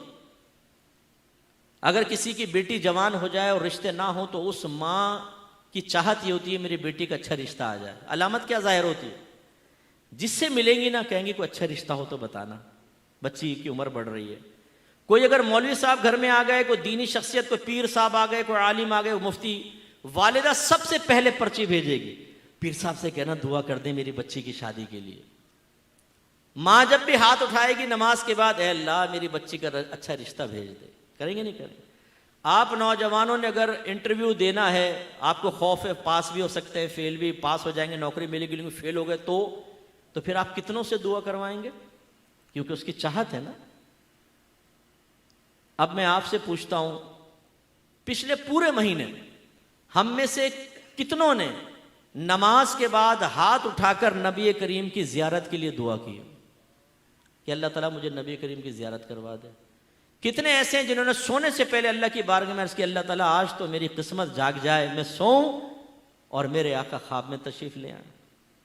कितनों से हमने कहा कि यार दुआ करना मुझे सरकार की जियारत हो जाए? कहा किसी को? नहीं। अहमियत हो तो कहे ना। अब अगर मैं बोलूं भाई किसी नौजवान को यूएसए का वीजा चाहिए, permanent visa, green card holder बन जाओगे, तो हमारे नौजवान थोड़ा डरेंगे, फिर कहेंगे हाँ चलो ठीक है जी मुफ्ती साहब चाहिए। और मैं कहूं भी प्रोसेस में डाल दिया है, अब दुआ करो। फिर आप देखें कैसी दुआ होगी। मज़ारों पे जाएंगे, बाबा जी मेरा काम हो जाए, मौलवी साहब से दुआ कहेंगे, हर एक से, माँ भी करेगी, सब, क्योंकि वीजा चाहिए। समझाना ये मकसूद है, जिस चीज की तलब होती है, जिसके लिए सच्ची तड़प होती है, उसके लिए इंसान दुआएं करता है और करवाता है। लेकिन नबी करीम की जियारत के लिए कोई तड़प नहीं, कोई दुआ नहीं। पूछा है तो आपने कह दिया जी चाहते हैं नबी करीम की, इसका मतलब है अलामात मोहब्बत रसूल में कमी है। और इसके बाद आखिरी, बस मैं अपना क्योंकि समअप कर रहा हूं, खत्म करता हूं, बयान को इख्तिताम की तरफ लेकर आता हूं। आखिरी बात वही जो मैंने अभी सहाबे कराम के जिक्र की, इताअत और इत्तिबा। चले इत्तिबा को भी रहने दें, इताअत हुक्म मानना। जब नबी करीम सल्लल्लाहु अलैहि वसल्लम एक मरतबा हिजरत से कबल अपने काशान अक़दस से बाहर आए तो कुफ़ार को बुतों की इबादत करते हुए पाया। रहमत कौनैन सल्लल्लाहु अलैहि वसल्लम ने उनसे पूछा कि तुम बुतों की इबादत क्यों करते हो? वो कहने लगे इसलिए ताकि इससे खुश हो के अल्लाह ताला हमें अपना महबूब बना ले। मकसद अच्छा था ना, अल्लाह हमें महबूब बना ले, तरीका गलत था। अल्लाह ताला ने यह आयत नाजिल फरमाई जिसमें साबित फरमाया कि मकसूद अच्छा है, तरीका गलत, तरीके को बदलो, मकसूद हासिल होगा। लिहाजा फरमाया कुल इन कुंतुम तुहिब्बून अल्लाह, ए हबीब इनसे फरमाइए अगर तुम अल्लाह से मोहब्बत का दावा करते हो तो दलील ये होगी, उसकी अलामत ये होगी, उसके लिए स्टैंडर्ड और मायार ये होगा, फत्तबिऊनी, कि मेरा हुक्म मानो। जब मेरा हुक्म मानोगे युहिब्बुकुम अल्लाह, अल्लाह तुम्हें अपना महबूब बना लेगा, व यगफिर लकुम ज़ुनूबकुम, और तुम्हारे तमाम गुनाहों की बख्शिश फरमा देगा। यह है अलामत मोहब्बत रसूल। अगर अल्लाह से मोहब्बत का दावा है, रसूल से मोहब्बत का दावा है, तो नबी का हुक्म मानो। लेकिन जब यह बात कही जाए नबी का हुक्म मानो, तो हमारे चेहरे के रंग बिगड़ जाते हैं। अभी जो आशिक रसूल नारे लगा रहा था, गुलाम ये रसूल में मानवी कबूल है, जो होना इश्क मुस्तफा जिंदगी फजूल है, वो 2 मिनट में बुझ जाता है। चेहरे के जाविये बिगड़ जाते हैं, कल्ब में नापसंदीदगी के आसार नुमाया हो जाते हैं। आप नमाज का कहकर देखें, आप दाढ़ी का कहकर देखें, इल्म दीन सीखने का कहकर देखें, आप लड़कियों का पीछा छोड़ने का कहकर देखें, आप बोलेंगे फेसबुक पर, ट्विटर पर और यूट्यूब पर और टिकटॉक पर अपना वक्त और अपनी आखिरत को बर्बाद ना करो। इनके चेहरों के बदलते हुए जाविये देखें, इन्हें कहें कि हराम माल छोड़ दो, हलाल में गुजारा करो, चाहे तंगदस्ती के साथ हो, क्योंकि आपके नबी ने हराम से मना किया और आपके नबी को हराम चीज सख्त नापसंद थी। इनके बदलते हुए मूड देखिएगा, आपको पागल और बेवकूफ कहेंगे। अबे भाई आजकल हलाल में गुजारा नहीं तो मौलवी निकल यहां से। अगर आप कहें गालियां मत बको, नबी करीम को फौश कलामी ना पसंद है, वो आपको 2 माँ बहन की गालियां बकेगा, तुम्हारी ये और तुम्हारी वो, मदर सिस्टर एक करके निकल जाएगा। नबी का कहना मानने के लिए तो आज हम तैयार ही नहीं है।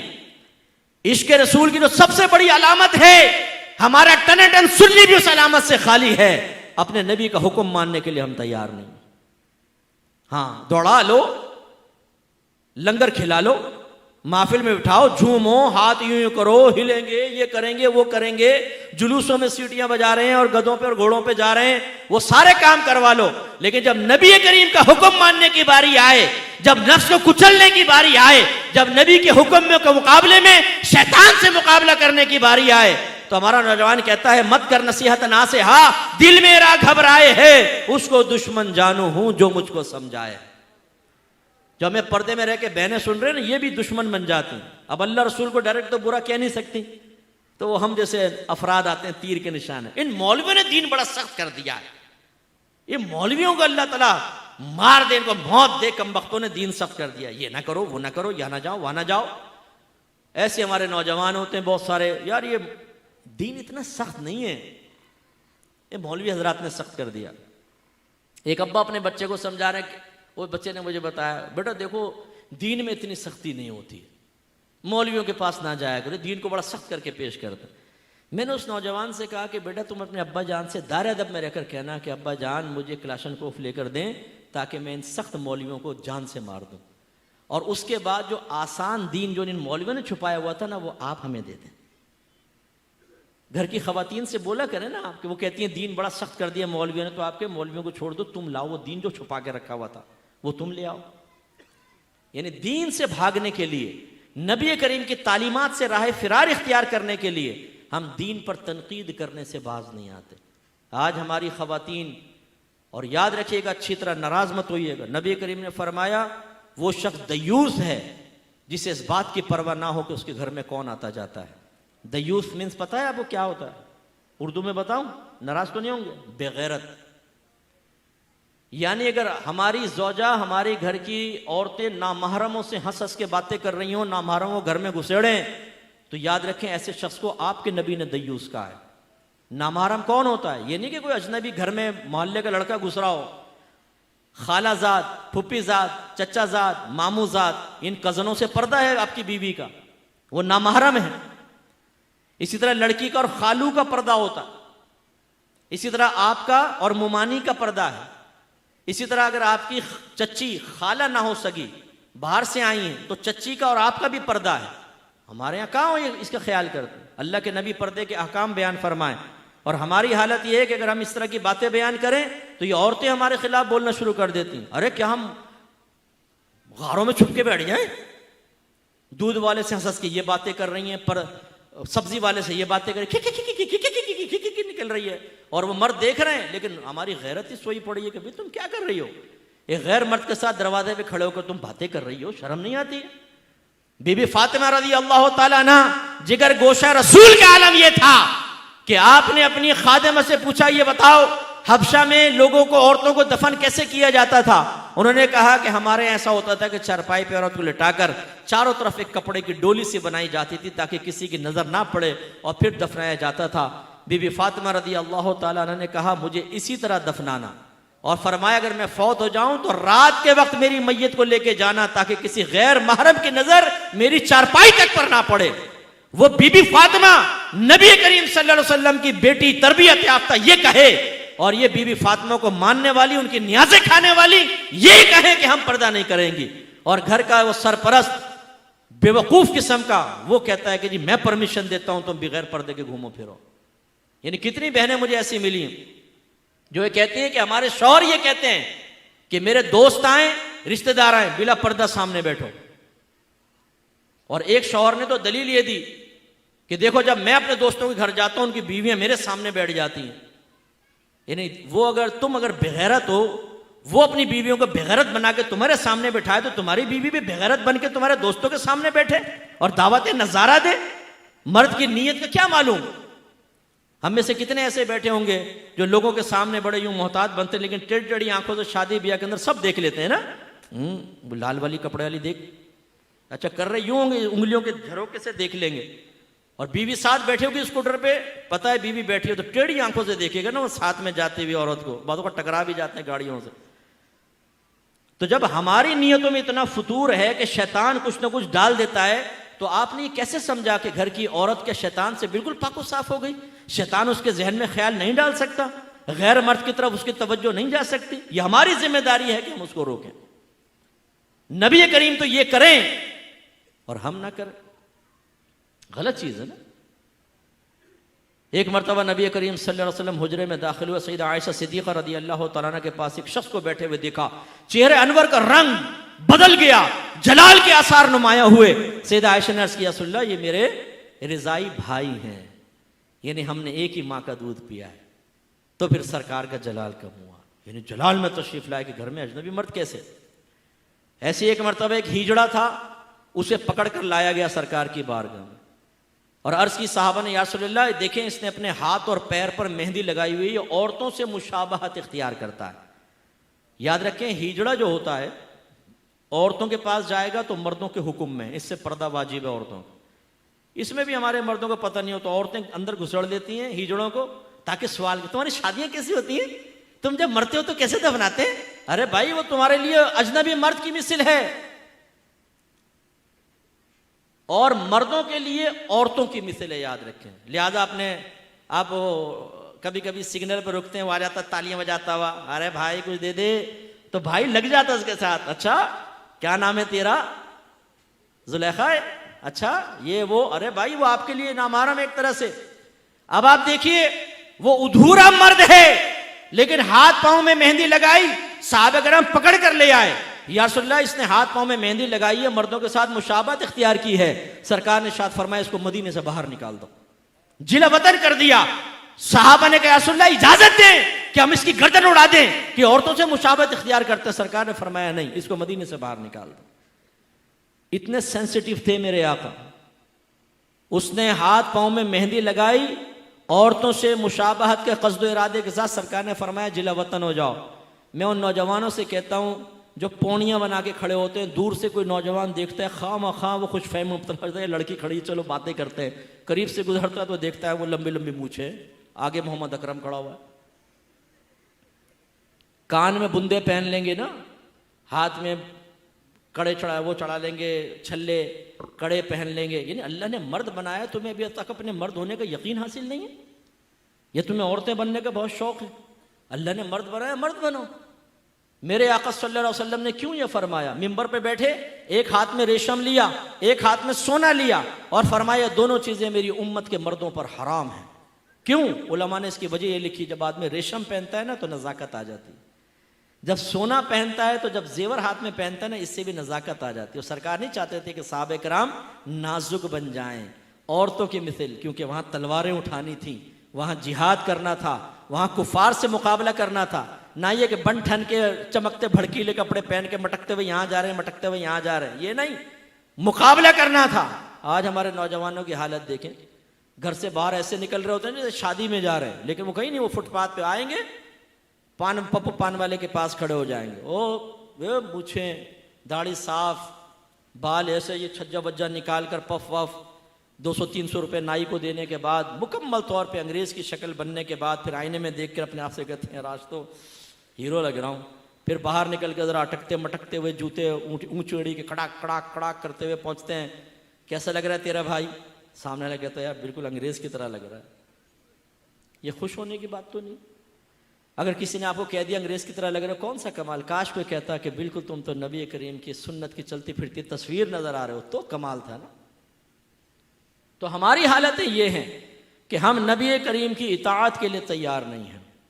नबी करीम फहाशी को शदीद नापसंद फरमाते थे, मना फरमाया, फहश गो को नापसंद किया, लेकिन हमारी ज़बान पर गंदी गालियाँ, लड़कियों की बातें, सेक्स की बातें, जिनसियात की बातें, गंदी गंदी गलीज बातें, ग्रुप बनाए होते हैं, नौजवानों को करीब करते हैं, उन्हें जहन बनाते हैं कि तुम तो क्या लड़की की तरह शर्माते हो, यार ये करना चाहिए, ये करना चाहिए, ये करना चाहिए। कितने लड़के ऐसे होते हैं जिनको खुद पर गुस्ल वाजिब करने पर मजबूर किया जाता है, उनको गंदा बनाया जाता है, क्यों? खुद ये आदत में मुब्तला होते हैं, उससे कहते हैं तुम भी करो घर पे जाकर। ऐसा नापाक रहते हैं, जनाबत की हालत में रहते हैं, और ऐसा शख्स जब घर में दाखिल होता है रहमत के फरिश्ते घर से चले जाते हैं। नबी करीम तो इन गंदगियों को मना करें, और हम ग्रुप बना के बाकायदा लड़कों का गंदा जहन गंदा करें, स्कूल में कॉलेज में उनको करीब करें, उनको गंदी पिक्चर्स दिखाएं, गंदे रिसाले दें, गंदी वेबसाइट्स के लिंक दें उनको कि लो देखो यहाँ जाकर देख, मादल्ला सुम्मा मादल्ला, यूं तक लफ्ज़ सुने, जन्नत देखनी है तो जा, यहाँ पे चला जा। यार क्या कह रहे हो तुम? तो बाद ऐसे गंदा जहन होते हैं कि जो उनके करीब आता है उसको भी जहन गंदा करते हैं। कितने ऐसे बैठे होंगे जो अपने दोस्तों की वजह से आज खुद पर गुस्ल वाजिब करने के आदी हुए हैं, जो गंदी चीज़ें देखने के आदी हुए हैं। फोश जगहों की मारिफत उन्हीं दोस्तों के जरिए हासिल हुई। उनको आप दोस्त कहते हैं, मैं कहता हूँ खुदा की कसम वो दुश्मन है आपके। वो आपको नबी से दूर करने वाले हैं, दीन से दूर करने वाले हैं, अल्लाह की रहमत से दूर करने वाले हैं। कोई बाइद नहीं कि गफलत में आपका ईमान बर्बाद हो जाए। तो मेरे भाइयों, नबी करीम का हुक्म मानना यह है मोहब्बत की सबसे बड़ी अलामत, यह है इश्क की सबसे बड़ी अलामत। और अगर यह आपके अंदर अलामत नहीं, आप नबी का हुक्म सुनकर कहते हैं कि मुझे ना सुनाओ, मैंने नबी का कहना नहीं मानना, बीवी की मानूंगा, बाप की मानूंगा, माँ की मानूंगा, अपने बच्चों की, दोस्तों की मान लूंगा, नबी की नहीं मानूंगा, नफ्स और शैतान की गुलामी कर लूंगा, नबी का हकीकी गुलाम नहीं बनूंगा, तो फिर खुदारा अपने आप को आशिक मत कहो। ये सबसे बड़ा मजाक उड़ाना है इश्क रसूल का, बहुत बड़ा मजाक उड़ाना, ये ना करो। ये ऐसे ही होगा एक फकीर खड़े होकर कहे, पहचानते हो मैं कौन हूं? पाकिस्तान का अमीर तरीन आदमी, अरबपति। तो आप कहेंगे इसको भाई ईदी सेंटर में दाखिल कराओ, पागल हो गया ये। लेकिन हमें कोई पागल नहीं कहता। हम नबी का हुक्म कोई ना माने, हुक्म से नफरत करें, नबी का हुक्म सुनाया जाए तो चेहरे के जाविये बिगड़ जाए और नबी के अहकाम को पसे पुश फेंके। लेकिन हमें कहो कि हम आशिक रसूल है, कहो कि हम मोहब्बत रसूल रखने वाले हैं, खबरदार जो हमें आईना दिखाया हम अपनी मर्जी के मुताबिक जिंदगी गुजारें, लेकिन मानो कि हम नबी का इश्क रखने वाले हैं। कैसे मान ले भाई? क्यों झूठ बोले? ये क्यों आप इस झूठ पे मुतमईन हो जाते हैं? अगर आप इताअत रसूल नहीं करते हैं, नबी का हुक्म नहीं मानते हैं, तो आपको अपने आप को आशिक रसूल कहने का कोई हक हासिल नहीं। ये सबसे बड़ा झूठ बोलते हैं आप। हाँ, ये मैं कहूंगा कि आप मोहब्बत रसूल रखते हैं थोड़ी बहुत, वो भी नाकिस। क्योंकि शेख अब्दुल हक मुहद्दिस देहलवी रहमतुल्लाह अलैह फरमाते हैं कि नबी करीम की मोहब्बत और आपकी नाफरमानी एक जात में जमा हो सकती हैं। यानी एक शख्स दिल से नबी से मोहब्बत करता हो लेकिन तक़ाज़ाए नफसानी में मुब्तला होकर गुनाह कर बैठे, पॉसिबल है। लेकिन साथ ही फरमाया ये सरकार की मोहब्बत में कामिल नहीं है, नाकिस है। आशिक तो बहुत ऊंची बात है, ये तो सिर्फ मोहब्बत यानी पहले स्टेज पे कलाम हो रहा है। फरमाया मोहब्बत में कामिल नहीं है, नाकिस है। तो हम कहते हैं सारा उस शाकान रसूल का मजमा है। इससे हमारे नौजवान ये समझते हैं कि सिर्फ नात खानी में बैठ जाओ, लंगर खा लो, जुलूस निकालो, नातों में झूमो, तो बस ये इश्क रसूल हमने पूरा कर दिया। हम में से कितने ऐसे होंगे जो आज फजर की नमाज पढ़ेंगे? मुझे बताएं। हमने अपनी आंखों से देखा है मस्जिदें भरी हुई हैं, 5-5 हज़ार का मजमा है, लेकिन फजर से पहले महफिल खत्म की गई, फजर की नमाज में रेगुलर नमाजी भी नहीं आते, वो भी भाग जाते हैं। क्या फायदा आपकी ऐसी नात खानियों का? क्या आप ये समझते हैं इसमें अल्लाह ताला आपको मोहब्बत की निगाहों से देखेगा? सरकार आपसे राजी होंगे? नहीं। हम काबिल गिरफ्त होंगे, ये ज्यादा से ज्यादा मुस्तहब है, बैठे बैठे ना बैठे ना बैठे नात खानी में, कोई फर्ज या वाजिब नहीं है। लेकिन नमाज पढ़ना फर्ज, जमात इख्तियार करना वाजिब। हजरत उमर फारूक हर फजर की नमाज के बाद मुक्तदियों के बारे में देखते थे, कौन आया कौन नहीं, पूछते थे। देखा तो एक नौजवान नहीं था, अमीरुल मोमिनीन है, लेकिन घर पहुंच गए, दरवाजा बजाया, माँ बाहर आई, फरमाया आज आपका बेटा मस्जिद में नहीं आया, खैरियत तो है? उन्होंने कहा कि हुजूर वो सारी रात नवाफिल पढ़ता रहा है। ये नहीं कहा नात खानी में बैठा हुआ था, दोस्तों के साथ चला गया था, ड्यूटी सख्त थी, नहीं, वो सारी रात नवाफिल पढ़ता रहा था। फजर के टाइम उसकी आंख लग गई और उसकी जमात निकल गई। नमाज कज़ा हुई ये नहीं कहा माने, जमात निकल गई। उमर फारूक रज़ी अल्लाह ताला अन्हु ने फरमाया कि ए खातून, अगर तेरा बेटा सारी रात सोता रहता लेकिन फजर हमारे साथ जमात से अदा करता तो उसकी फजर की जमात उसकी शब भर की इबादत से बेहतर थी। खुदा इस खुशफहमी से बाहर आओ, सुन्नियों बाहर आ जाओ। यह हमें धोखे में मुब्तला किया गया है कि तुम नबी के नाम के नारे लगाओ, नात खानी करो, नजात पा जाओगे। कोई ऐसे स्टैंडर्ड शरीयत ने नहीं दिया। इताअत रसूल है। मैं ये नहीं कह रहा हूं नात खानी गलत है, मैं ये नहीं कह रहा हूं इस पे सवाब मिलेगा, ये सवाब नहीं मिल, नो, सवाब हासिल होगा, सवाब नहीं मिलेगा ये मैं नहीं कह रहा हूं। लेकिन इनसे मुतमिन होकर सोचना नबी की मानो ना मानो हमें जन्नत मिल जाएगी। मैदान माशर में पहुंचेंगे तो फरिश्ते आएंगे, हुजूर टनटन सुन्नी साहब आप यहां खड़े, जन्नत तो आपका इंतजार कर रही है। और ये मटकता हुआ झूमता हुआ सीधा जन्नत में चले जाएगा। मुफ्ती साहब लाइन में लगे हुए हैं, ये पप्पू निकल जाएगा वहां पे, क्योंकि हर रात ये नात खानियों में बैठा करता था। भाई कुल हाथु बुरहानकुम इन कुंतुम सादिकीन, लाइए, अगर आपके पास दलील है तो पेश कर देना। सिवाय आपके हुस्न जन के क्या है? आप कहेंगे जी हमारा हुस्न जन है, अल्लाह करम फरमाएगा। आपके हुस्न जन की तरह तो काफिर भी हुस्न जन रखता है। हिंदू भी कहता है अभी मेरा हुस्न जन है, मेरी बुतों की इबादत से अल्लाह ताला मुझे निजात देगा। क्रिश्चियन भी ये कहता है ईसा अलैहिस्सलाम को मैं अल्लाह का बेटा मानता हूं, अल्लाह मुझे निजात देगा। हुस्न जन पर फैसला नहीं होता, वरना तो हर एक हक कहलाए, दलील पर फैसला होता है। आप मुझे दलील दीजिए कि आप नमाज ना पढ़ें, आप झूठ बोले, आप गीबतें करें, आप लड़कियों के पीछे भागें, आप फहाशी करें, आप गंदी गालियां बकें, आप हीरोइन पिएं, आप सिगरेटें पिएं, आप नशा करें, आप माँ बाप की आंखों में आंखें डालकर बदतमीजियां करके उनको उनकी कमजोरियों का एहसास दिलाएं और सिर्फ नात खानी में बैठे आपको नजात मिल जाएगी। लाइए दलील, इस पर पेश कीजिए। मैं यही बैठा हूं, लाओ दलील लेकर आओ यहां पर कि आपका जुलूस निकालना आपको नजात दे देगा, लाइटिंग करना आपको नजात दे देगा। गलत। अगर किसी ने आपको जहन बनाया है, किसी नाखान ने जहन बनाया है कि आप सरकार की महफिल में बैठे हैं और जो सरकार की महफिल में आता है सरकार बरोज़ क़यामत उसको सीने से लगाकर जन्नत में ले जाएंगे, आपके ऊपर वाजिब है आप उस नाथ खान को बाद में रोकें और कहें इस पर दलील पेश करो।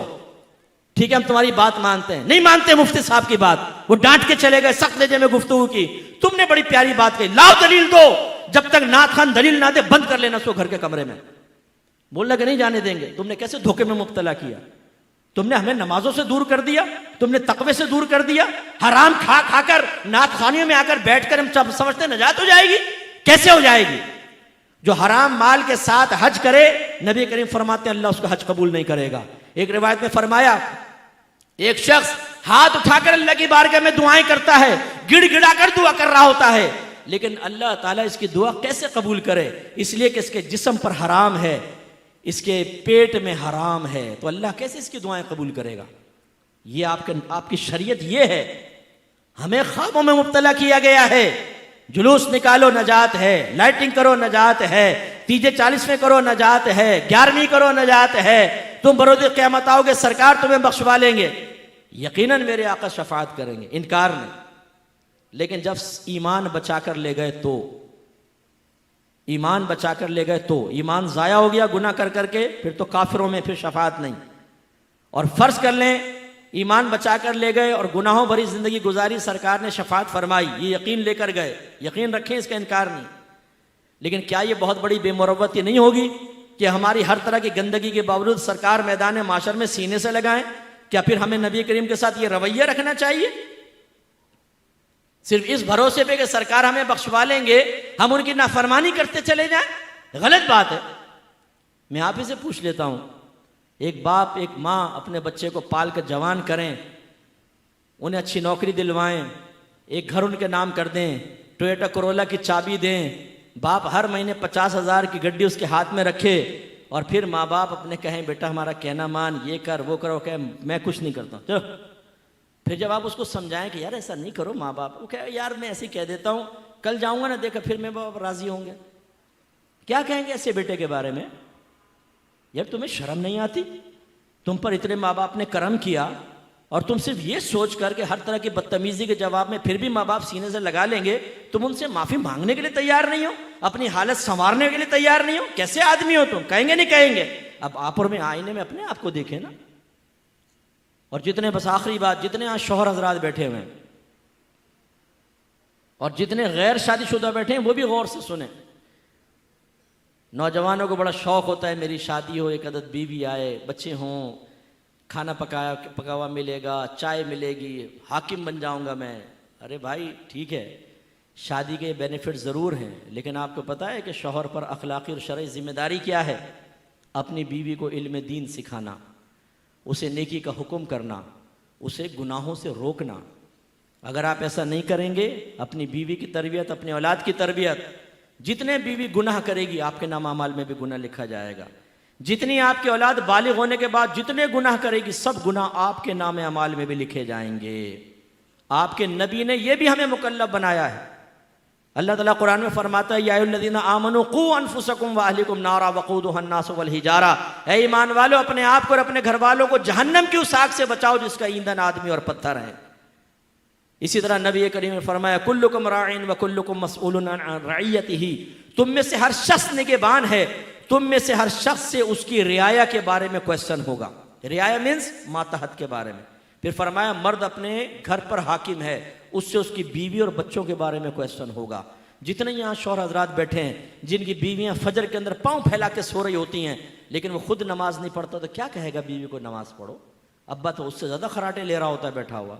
जवान बेटा सो रहा है, लेकिन बाप को इतनी तौफीक नहीं कि लात मार के उठाए कि उठ बेगैरत नमाज पढ़, अल्लाह का रिस्क खाता है, दुश्मन शैतान की बात मानता है। घर में नूसतें फैली हुई हैं, कई महीने गुजर गए, फजर की नमाज नहीं पढ़ी हम लोगों ने, खड़ा हो कुरान पाक की तिलावत करो। नहीं, बीवी बदनिगाही करे, मुंह भर भर के गालियां बके, गीबतें करे, चुगलियां करे, शौहर से बदतमीजियां करे, वो बेनमाजी हो, कुरान कभी हाथ में लेकर ना देखे, शौहर को कोई तौफीक ही नहीं है कि वो उसको कहे। और बाद ऐसे होते हैं जो शौहर हजरात नमाजी होते हैं लेकिन बीवी को कुछ नहीं कहते, खुद फजर में जा रहे हैं नमाज पढ़ने के लिए, लोग गवाही दे रहे हैं, भाई माशाल्लाह हाजी साहब जो है ना 40 साल हो गए आज तक हाजी साहब को कभी नहीं देखा मस्जिद से बाहर, फजर में मौजूद होते हैं, लेकिन हाजी साहब के घर में बीवी सो रही होती है।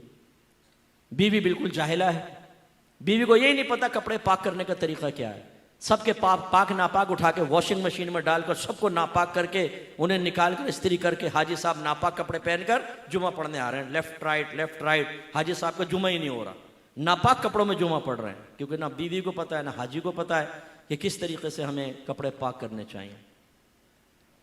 ये मैं इसीलिए दिल जलाता हूँ, जितने नात खान जिनको आपने दीन का ठेकेदार समझा हुआ है ना कि ये हमें जन्नत तक पहुंचाएंगे, इनसे आप शरई मसाइल मालूम कर लें, इन तक को पता नहीं होगा, इनके घर में इनके अजवाज को पता नहीं होता है। सबकी बात नहीं कर रहा हूं लेकिन अक्सर को मैं जानता हूं।